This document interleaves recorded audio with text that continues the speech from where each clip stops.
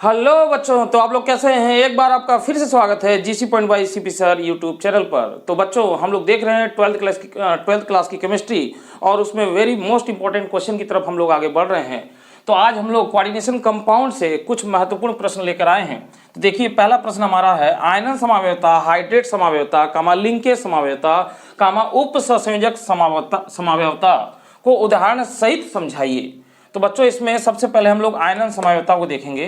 तो देखिए क्या कहता है, जब दो संकुल यौगिक जिनके अणुसूत्र समान होते हैं परंतु जल में देखिए बच्चों, परंतु जल में वियोजित होकर अलग अलग आयन देते हैं, तब वे एक दूसरे के आयनन समावयवी कहलाते हैं तथा यह घटना हमारी आयनन समावयवता होती है। बच्चों, इतना आपको आराम से लिख देना है, एकदम आसान भाषा में ये मैं लिख कर अपने से तैयार किया हूं मैं इसको, ताकि आपको आसान भाषा में ये मिल सके।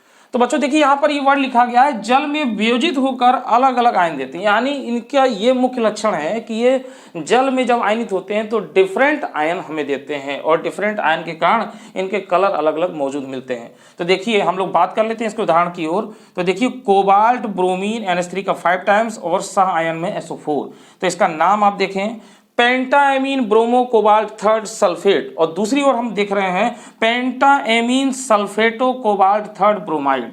तो बच्चों, इसका कलर होगा रेड वायलेट और इसका होगा रेड, ये आपको याद कर लेना होगा। अब देखो बच्चों, यहाँ पर जो कहा गया है परंतु जल में वियोजित होकर अलग अलग आयन देते हैं, इस लाइन का मतलब ये है कि ये देखिए, इसको जब हमने आयनित किया तो ये हमको सल्फेट आयन दे रहा है। आप देख रहे हैं सल्फेट आयन दे रहा है, और जब इसको आयनित किएंगे तो ये संकर आयन ये मिला और इसका सह आयन रूप में ब्रोमाइड आयन दिया, यानी जलीय विलयन में डिफरेंट आयन मिल रहे हैं आपको। तो इस अलग अलग आयनों के कारण इसमें जो समावयवता उत्पन्न हुई उसको हम लोग कहेंगे आयनन समावयवता। तो ये बच्चों आपका आयनन समावयवता इसमें कंप्लीट हुआ। हम लोग इसकी ओर आगे चलते हैं, तब तक आप इसको पोस्ट करके नोट कर लें।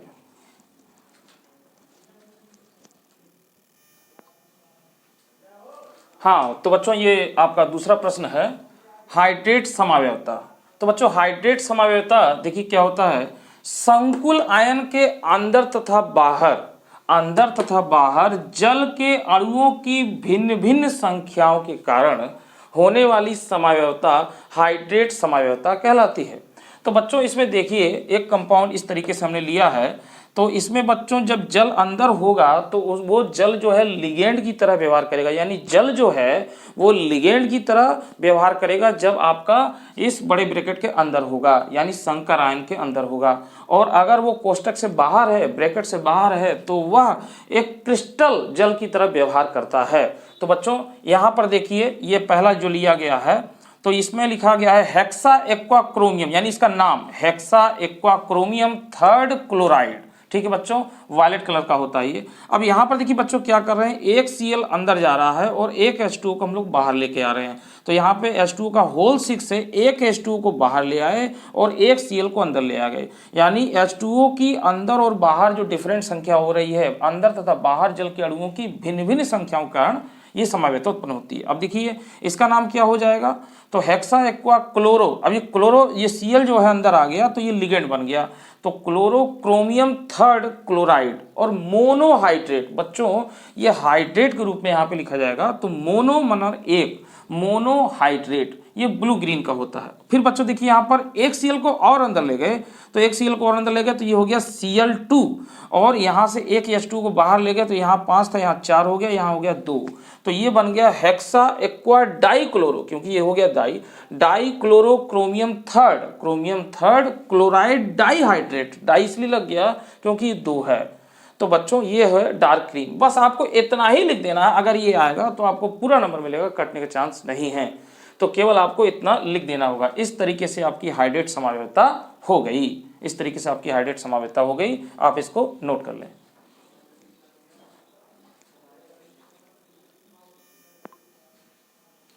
हाँ, तो बच्चों देखिए अगला हमारा है लिंकेज समावयवता।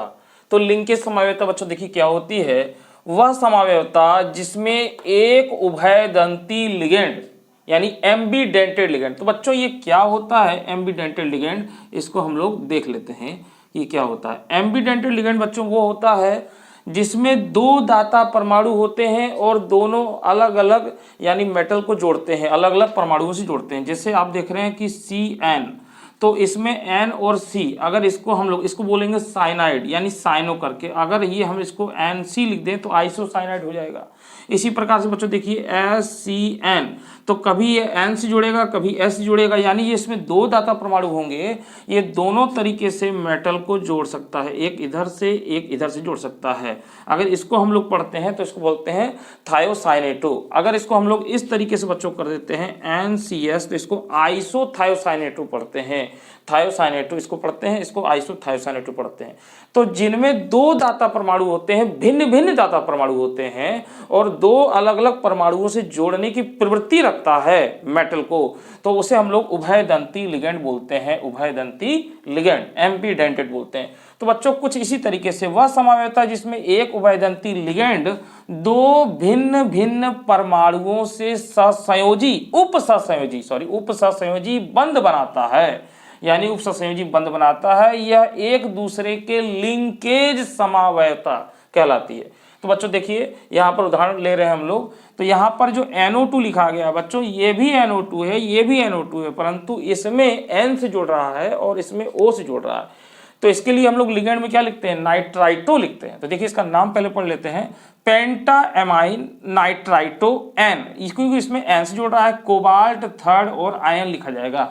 इसी प्रकार बच्चों इसमें देखिए पेंटाएमाइन नाइट्राइटो O, ये O से जुड़ेगा, कोबाल्ट थर्ड आयन। यहाँ पे देखिए स्ट्रक्चर में स्पष्ट है। तो यहाँ पे देखिए बच्चों ये कोबाल्ट जो है सेंट्रल मेटल एटम है, यानी केंद्रीय धातु परमाणु है, और इससे 5 एमाइन लिगेंड जुड़े हुए हैं, 1 2 3 4 5। और ये वाला बच्चों देखिए यहाँ पर N से जुड़ रहा है, परंतु इस वाले में क्या हो रहा है, ये O से जुड़ रहा है। तो दो डिफरेंट परमाणु जुड़ रहा है, ये आपका क्या है, एम्बीडेंटेड लिगेंड है। तो यानी किसी संकर में अगर कोई एम्बीडेंटेड लिगेंड है और वो दो अलग अलग परमाणु जोड़ रहा है, तो उसी को हम लोग लिंकेज बोलते हैं। तो इतना ही आपको परीक्षा में लिख देना है, पूरा नंबर मिलेगा आपको, कोई दिक्कत बात नहीं। तो इसको आप लोग नोट कर लें, इसको मैं मिटा देता हूँ, कोई जरूरत नहीं, इसको नोट कर लें। तो बच्चों ये अगला आपका जो है उपसंयोजक समावयवता। तो बच्चों इसमें देखिए क्या होता है, ये है धनायनिक संकुल तथा ऋणायनिक संकुल। ध्यान से देखिए बच्चों, धनायनिक संकुल तथा ऋणायनिक संकुल में लिगेंड के विनिमय के फलस्वरूप जो समावयवता उत्पन्न होती है उसे उपसंयोजक समावयवता कहते हैं। एकदम आसान भाषा में बच्चों, इसमें करना कुछ नहीं होता है। देखिए आपके पास ये मैंने पिछले वीडियो में आपको बताया है कि कैटायनिक और एनायनिक, पहले जो होता है वो धनायनिक संकुल होता है, दूसरा होता है वो ऋणायनिक संकुल होता है। तो बच्चों इन दोनों संकुलों में हम लोग करना क्या है कि इसका जो लिगेंड है वो इससे कनेक्ट कर दीजिए, जोड़ दीजिए, और जो इसका लिगेंड है वो इससे कनेक्ट कर दीजिए, इसके से। देख रहे हैं आप यहाँ पे कोबाल्ट है, यहाँ पे भी कोबाल्ट है, तो हमने ये वाला लिगेंड इससे जोड़ दिया, देखिए C2O4 का होल थ्राइज, और इसका लिगेंड जो हमने इस धातु के साथ कनेक्ट कर दिया है, बस इसमें अदला बदली कर दी गई है। तो वही लिखा गया है, धनायनिक संकुल तथा ऋणायनिक संकुल में लिगेंड के विनिमय के फलस्वरूप जो समावयवता उत्पन्न होती है उसे हम लोग क्या कहते हैं, उपसंयोजक समावयवता कहते हैं। ये इसका नीचे नाम लिख देंगे आप, जैसे हेक्साएमीन कोबाल्ट थर्ड, मैंने आपको बता रखा है इसका नाम कैसे लिखा जाता है, पिछली वीडियो में आप देख लीजिएगा। फिर इसका नाम लिखेंगे ट्राई ऑक्सलेटो और क्रोमेट। ये देखिए बच्चों, ये ऋणायनिक है तो इसका क्रोमेट हो जाएगा, ये धनायनिक है तो कोबाल्ट हो जाएगा। इसी प्रकार यहाँ पर देखिए चेंज हो जाएगा उसी तरीके से। यहाँ पर बच्चों हमने एक एग्जाम्पल और लिया, परीक्षा में आप एग्जाम्पल 2 या 3 कम से कम देंगे तो अच्छे नंबर का प्रभाव पड़ेगा, यानी उस पर ज़्यादा इफेक्ट होता है। तो आप एग्जाम्पल कम से कम 2-3 दे देंगे, मैंने यहाँ पे 2 एग्जाम्पल दिया है, इसी तरीके से आप एक और अपने से कर भी सकते हैं। तो बच्चों इस तरीके से ये आपका जो क्वेश्चन था कि आयनन समावयवता, हाइड्रेट समावयवता, लिंकेज समावयवता और उपसंयोजक समावयवता, ये प्रश्न आपका कंप्लीट हुआ। बच्चों ये जरूरी नहीं कि चारों एक साथ पूछ जाए, हो सकता है 2 पूछा जाए, हो सकता है 1 पूछा जाए, तो 1 हो सकता है 2 नंबर में आए, 2-3 पूछा जाए तो 4 नंबर में भी आ सकता है, या सीधे सीधे चारों पूरा पूछ ले तो 5 नंबर में आ सकता है। तो इसीलिए मैंने एक साथ इसको करा दिया है, प्रश्न के अनुसार आप उतना उसको लिख लेंगे। ठीक है बच्चों, तो इसका पोस्ट करके एक स्क्रीनशॉट ले लीजिए, तब हम लोग अगले प्रश्न पर बढ़ते हैं।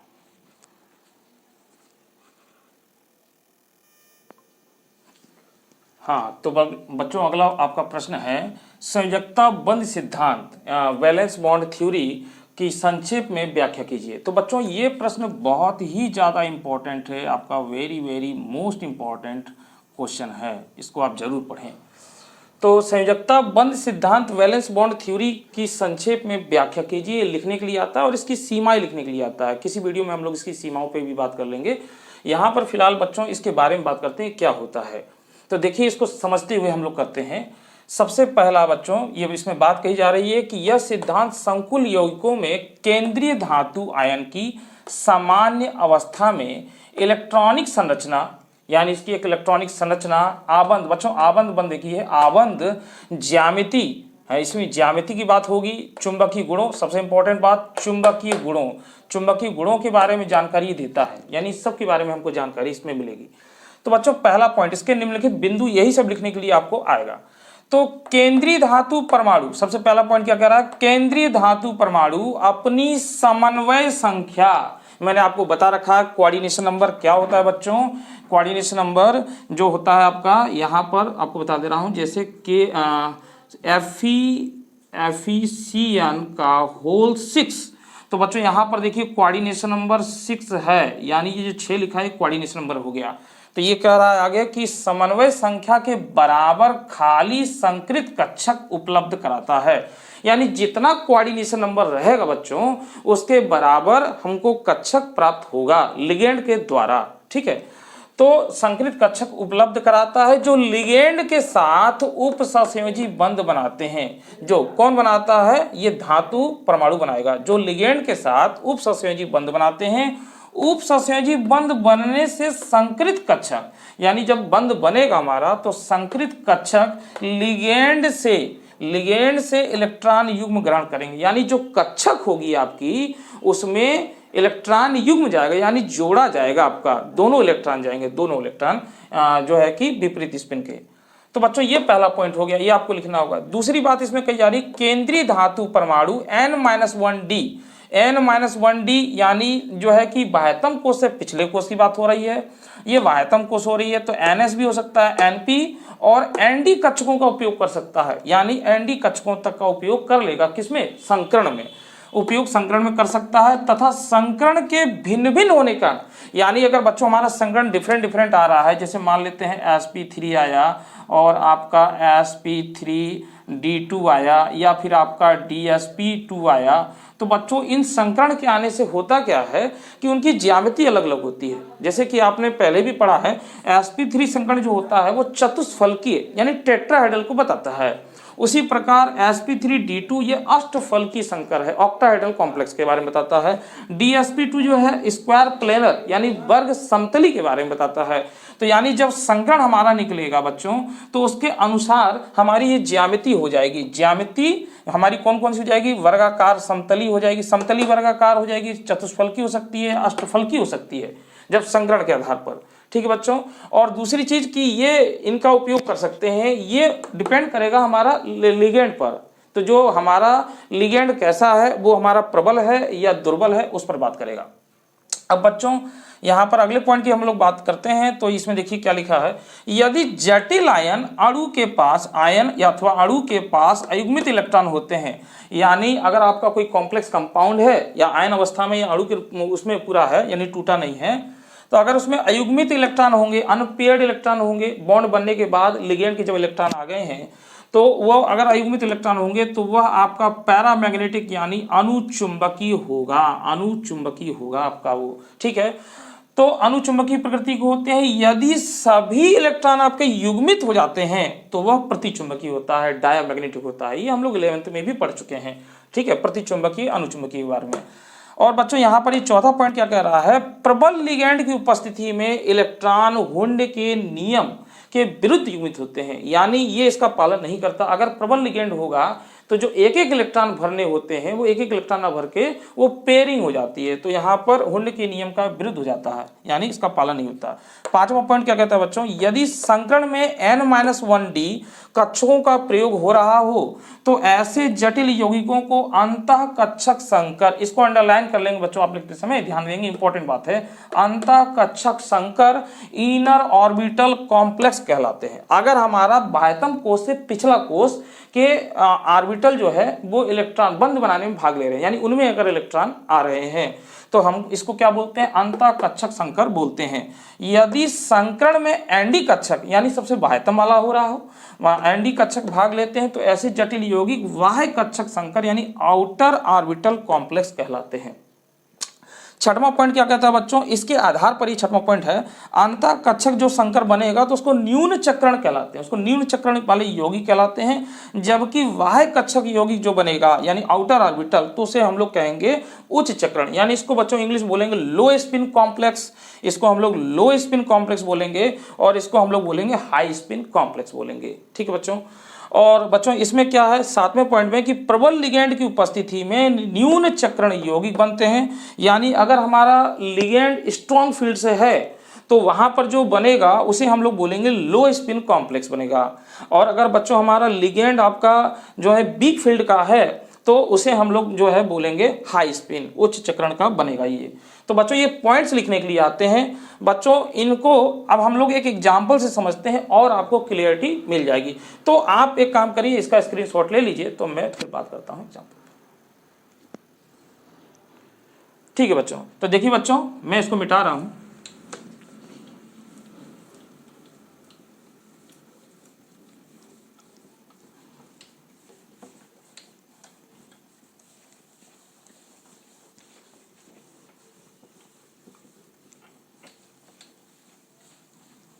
देखिए बच्चों, तो एक एग्जाम्पल हम लोग लेते हैं, कुल क्लियर हो जाएगा, सब समझ में आ जाएगा आपको। तो बच्चों देखिए K4Fe का होल 6, एक हमने ये ले लिया है और एक हम लोग ले रहे हैं K4FeH2O का होल 6। तो बच्चों सबसे पहले आपको बता दें कि यहां पर जो Cn लिगेंड लिखा गया है ये स्ट्रॉन्ग फील्ड का है, ये स्ट्रॉन्ग फील्ड का है, ये वीक फील्ड का है। अब इस लिगेंड जो है बच्चों दो प्रकार के हैं, लिगेंड आपके दो प्रकार के हैं, एक होता है स्ट्रॉन्ग फील्ड, एक होता है वीक फील्ड। इसकी एक श्रेणी होती है बच्चों, इसकी एक श्रेणी होती है, सीरीज होती है, जैसे स्पेक्ट्रोकेमिकल सीरीज है वैसे इसकी एक श्रेणी होती है वीक फील्ड और जो है कि स्ट्रॉन्ग फील्ड की। तो वो कभी फिर हम लोग चर्चा कर लेंगे। फिलहाल यहाँ पर बात ये है, मुद्दा ये है कि ये आपका स्ट्रॉन्ग फील्ड है और ये वीक फील्ड है। अब बच्चों स्ट्रॉन्ग फील्ड जो होता है वो क्या काम करता है, ये कक्षकों को उपलब्ध करा देता है, ये आपका कक्षकों को उपलब्ध करा देता है और यह नहीं करा पाता, यह नहीं करा पाता है। बच्चों बात ऐसे समझो कि जैसे किसी का मकान है और मकान जो है कि ये विवादित है, किसी ये जमीन आपकी जो है कि विवादित है, अगर कोई दबंग व्यक्ति रहेगा बच्चों तो इस पे कब्जा कर सकता है, यानी दबंग व्यक्ति जो है इस पे कब्जा कर लेगा। मगर अगर कोई निर्बल रहेगा, दुर्बल रहेगा तो वो इस पर कब्जा नहीं कर पाएगा, भाई उसे डर रहेगा। तो कुछ उसी तरीके से हमारे स्ट्रॉन्ग फील्ड और वीक फील्ड में होता है कि स्ट्रॉन्ग फील्ड जो होते हैं वो एक तरीके से स्ट्रॉन्ग होने के कारण कक्षकों को उपलब्ध करा देते हैं। देखिए जैसे कहने का मतलब ये है, अब हम लोग इसको समझते हैं बारी बारी से। तो इसमें देखिए बच्चों जैसे मैंने आपको बता रख दिया कि ये स्ट्रॉन्ग फील्ड का है, ये आपका स्ट्रॉन्ग फील्ड है, तो बच्चों ये कक्षक को उपलब्ध कराएगा। कितना कराएगा, पहले आपने लिखा है कि कोऑर्डिनेशन नंबर के बराबर ये कक्षक को उपलब्ध कराता है। तो बच्चों देखिए कक्षक को उपलब्ध कराने का मतलब है सबसे पहले हम क्या काम कर लेंगे कि इस पर ऑक्सीकरण संख्या निकाल लेंगे। तो मैंने आपको बता रखा है ऑक्सीकरण संख्या, इस पर +2 आ जाएगी। ठीक है, 6 में 4 गया 2 आ जाएगा। तो बच्चों हम लोग Fe का इलेक्ट्रॉनिक विन्यास पहले लिखेंगे। तो देखिए क्या होगा, यहाँ पर 1s2 2s2 2p6 3s2 3p6 3d6 4s2। तो बच्चों ये तो Fe का इलेक्ट्रॉनिक विन्यास है, हमें चाहिए Fe+2 का। तो Fe+2 का इलेक्ट्रॉनिक विन्यास क्या करेंगे, 2 इलेक्ट्रॉन यहाँ से रिमूव कर देंगे। तो ये हो जाएगा 1s2 2s2 2p6 3s2 3p6 3d6 बच्चों। तो ये आपका 3d6 हो गया। अब बच्चों ये जो बाह्यतम कोष है यहाँ से हम लोग बनाना चालू करते हैं, यानी यहाँ पे हम लोग लिखेंगे 3++ और इसके ऑर्बिटल को हम लोग बनाएंगे। तो देखिए इसका मैंने बनाया 3s, इसमें 2 इलेक्ट्रॉन है, 2 इलेक्ट्रॉन को भर देंगे। इसके बाद बच्चों यहाँ पर P है आपका, तो P में कितने होते हैं, 3 कक्षक होते हैं, तो 1 2 3 4 5 6, ये हो गया आपका। और बच्चों ये वाला आपका D है, D है तो 1 2 3 4 5, तो इसमें बच्चों 6 इलेक्ट्रॉन है, 1 2 3 4 5 6, तो ये हो जाएगा आपका 3p और ये हो जाएगा आपका 3d। तो बच्चों इनसे तो कोई काम लेना देना नहीं है, यहाँ से जो D के आगे वाले हैं इनसे काम लेना देना है। तो इसको हम लोग क्या काम करेंगे, यहाँ से इसको छोड़ करके इसको ऐसे बनाएंगे, तो ये बना लेते हैं 1 2 3 और इसको आगे थोड़ा बढ़ा देते हैं, ये हो गया 1 2 3 4 5 हो गया। तो बच्चों इस ये हो जाएगा 3D। अब 3D के आगे बच्चों क्या जाएगा, नया कोष होगा आपका, तो ये 4s आ जाएगा।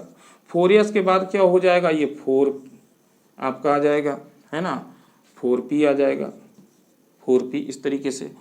तो बच्चों यहाँ पर इस तरीके से इसमें 3 हो जाएगा ये। अब बच्चों देखिए क्या होगा कि हमें ज़रूरत पड़ेगी या नहीं पड़ेगी हम लोग बाद में देखेंगे इसका। तो अब इसमें देखिए इसमें कितने इलेक्ट्रॉन हैं, 6 हैं, तो 6 भर देंगे, 1 2 3 4 5 6।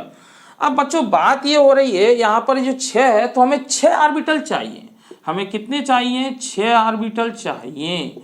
तो 6 ऑर्बिटल चाहिए, आप देख रहे हैं कि 1 2 3 4 ही है ना हमारे पास, तो हमारे पास तो 4 ही है, तो हमें 6 चाहिए। तो 6 के लिए क्या होगा कि हमारा ये भाई जो है ये क्या है, ये स्ट्रॉन्ग फील्ड का है, तो ये खाली कराएगा, जगह खाली कराएगा, तो यानी ये पेयरिंग होना चल जाएगी, ये वाला इसमें आ जाएगा, फिर ये वाला इसमें आ जाएगा। तो इसका नया रूप क्या होना चाहिए बच्चों, तो ये वाला जब इसमें आ जाएगा तो ये इधर पेयर बन गया, फिर ये वाला यहाँ पे था तो ये वाला बन गया आपका, और फिर ये वाला था यहाँ पे तो यहाँ बन गया। तो देख रहे हैं 2 2 4 2 6, ये आपके 6 थे ना, 2 2 4 सॉरी आपके 6 यहाँ पर इलेक्ट्रॉन थे, 2 2 4 4 2 6, हाँ, तो ये 6 हो गए, 2 खाली हो गए, सॉरी 2 खाली हो गए।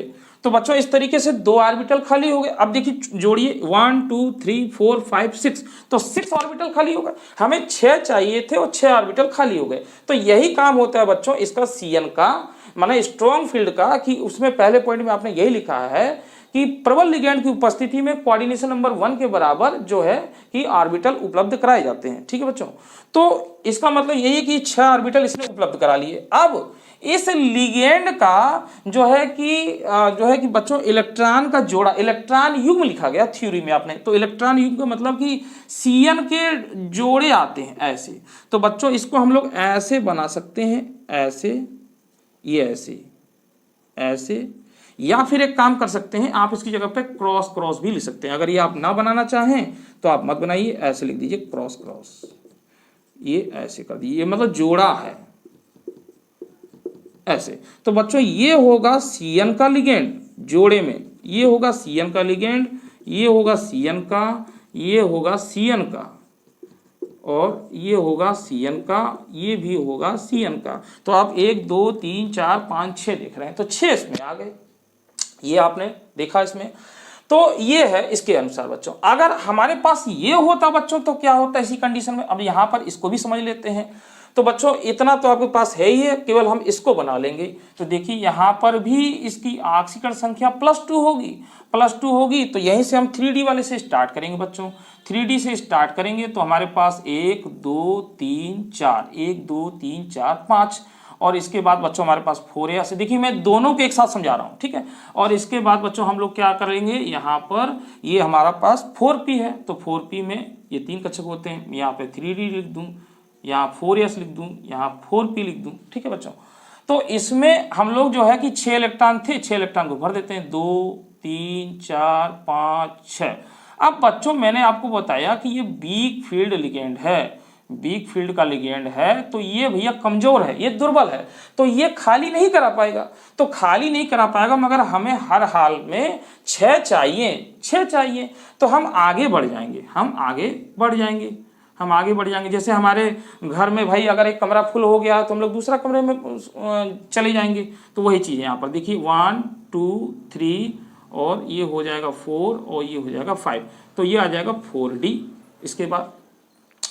तो बच्चों यहाँ पर अब ये क्या हुआ कि यहाँ पर हमें 6 बॉक्स चाहिए। देखिए 1 2 3 4 5 इतने ज़्यादा हो गए, तो जितना हमें चाहिए उतना ही हम यूज करेंगे। जैसे हमें जितनी भूख हम उतना खाना खाएंगे, तो हमें 6 बॉक्स चाहिए। तो बच्चों इसमें यहाँ से भरना प्रारंभ होगा 1 2 3 4 5 6।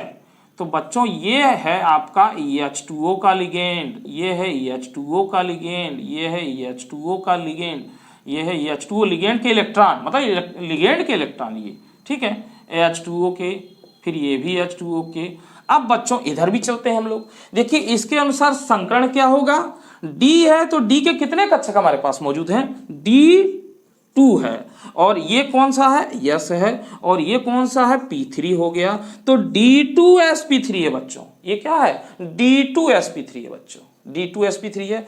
तो बच्चों ये अष्टफलकी हो गया, ये मैंने बताया ना कि इसी संकरण के आधार पर ये अष्टफलकी हो गया। और बच्चों इस पे संकरण अगर निकालें तो ये क्या हो जाएगा, sp3d2। बच्चों देखिए इसके इधर उधर होने से इसमें फर्क हो जाता है ना, अष्टफलकी ये भी है परंतु इसकी जो ज्यामिति हम बनाएंगे उसमें डिफरेंट हो जाएगा। तो बच्चों ये इस तरीके से आपने देखा, आपने उसमें लिखा है कि n-1d ns और np ns का भी यूज करता है। तो इसमें आप देख रहे हैं कि nd कक्षा का यूज किया, जबकि इसमें n-1d कक्षा का यूज किया। तो जो नीचे वाले पॉइंट है उसमें आप देखें तो उसमें हमने ये भी लिखा है कि अगर n-1d का लिखेंगे तो ये अंतः कक्षक संकर हो जाते हैं, है ना, और ये nd का प्रयोग किए हैं तो y कक्षक संकर हो जाते हैं। y का मतलब आउटर ऑर्बिटल में चले गए और ये आपके इनर ऑर्बिटल में चले गए। उसी हिसाब से एक हो जाएगा लो स्पिन कॉम्प्लेक्स, एक हो जाएगा हाई स्पिन कॉम्प्लेक्स। तो बस बच्चों इसी को समझ करके हमको सातों पॉइंट्स लिख देना है, तो इसलिए मैंने उसको लिखा और आप इसको कर पाए। तो बच्चों आई होप ये आपको 2 क्वेश्चन अच्छे से समझ में आए होंगे। अगली वीडियो में हम लोग फिर किसी इंपॉर्टेंट क्वेश्चन पर बात करेंगे जो बहुत महत्वपूर्ण होगा, जैसे CFT थ्योरी हो गया, वर्नर थ्योरी हो गया, तो उस पर हम लोग चर्चा करेंगे। तो आज की वीडियो में इतना ही, अगली वीडियो में हम लोग फिर मिलेंगे किसी नए महत्वपूर्ण प्रश्न पर। तब तक मुझे दीजिए इजाजत, धन्यवाद।